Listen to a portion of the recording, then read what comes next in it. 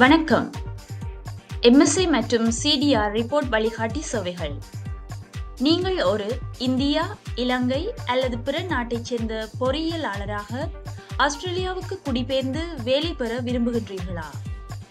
இன்று இந்த வீடியோவில் நாம் பார்க்க போகிறோம், எம்எஸ்சி என்றால் என்ன, சிடிஆர் ரிப்போர்ட் தயாரிப்பதற்கான வழிகாட்டுதல் மற்றும் எங்கள் கம்பெனி தரும் முழுமையான சேவைகள்.